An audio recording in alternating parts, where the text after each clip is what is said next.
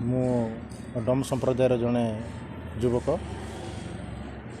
ଆଉ ଦେଖନ୍ତୁ ଗତ 1/8/2024 ତାରିଖ ଦିନ ମାନ୍ୟବର ସୁପ୍ରିମକୋର୍ଟ SC/ST ରିଜର୍ଭେସନ୍ ନେଇକିନା ଯେଉଁ ରାୟ ଦେଇଛନ୍ତି ତାକୁ ଆମେ SC/ST ବୈପଡ଼ା SC/ST ସଂଘ ବିରୋଧ କରୁଛୁ।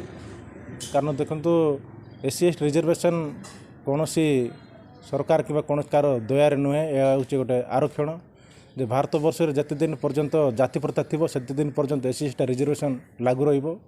ଏବଂ ଆର୍ଟିକଲ୍ 341ରେ ଯେଉଁ ସିଡ୍ୟୁଲ୍ କାଷ୍ଟ ଏବଂ ଆର୍ଟିକଲ୍ 342 ସିଡ୍ୟୁଲ୍ ଟ୍ରାଇବ୍ ଅନୁସାରେ ଯଦି କୌଣସି ସଂରକ୍ଷଣକୁ ପରିବର୍ତ୍ତନ କରିବାରେ ପାର୍ଲାମେଣ୍ଟ କିମ୍ବା ରାଷ୍ଟ୍ରପତିଙ୍କ ଅନୁମୋଦନର ଆବଶ୍ୟକତା ରହିଛି, କିନ୍ତୁ ବର୍ତ୍ତମାନ ତା ପାର୍ଲାମେଣ୍ଟ କିମ୍ବା ରାଷ୍ଟ୍ରପତିଙ୍କ ବିନା ଅନୁମୋଦନରେ ସୁପ୍ରିମକୋର୍ଟ ଗତ 1/8 ତାରିଖରେ ଏକତରଫ ଭାବରେ ଯେଉଁ ଘୋଷଣା କରିଛି, ଯାହାଫଳରେ କି ଯେଉଁ କୋଟା ଭିତରେ କୋଟା ଫଳରେ ଜାତି ଭିତରେ ତାହା ଭାଇଚାରା ମଧ୍ୟ ନଷ୍ଟ କରିବାକୁ ଯାଉଛି।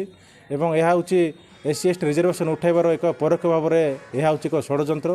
ତେଣୁ ଏହାକୁ ଆମେ ସମ୍ପୂର୍ଣ୍ଣ ବିରୋଧ କରୁଛୁ ଏବଂ SC/ST ଏକତା ସଂଘ ତରଫରୁ ଆସନ୍ତାକାଲି ଆମେ ବୈପରଡ଼ାରେ ସକାଳ 7ଟା ଠାରୁ 2ଟା ପର୍ଯ୍ୟନ୍ତ ବନ୍ଦ ପାଳନ ପାଇଁ କାର୍ଯ୍ୟକ୍ରମ ରଖିଛୁ। ତେଣୁ ଆମେ ବୈପଡ଼ାବାସୀକୁ ଅନୁରୋଧ କରୁଛୁ ଆମର ଏହି ଅଧିକାର ପାଇଁ, ଆମର ଏହି ଦାବି ପାଇଁ ଆମମାନଙ୍କୁ ସମର୍ଥନ ଜଣାନ୍ତୁ।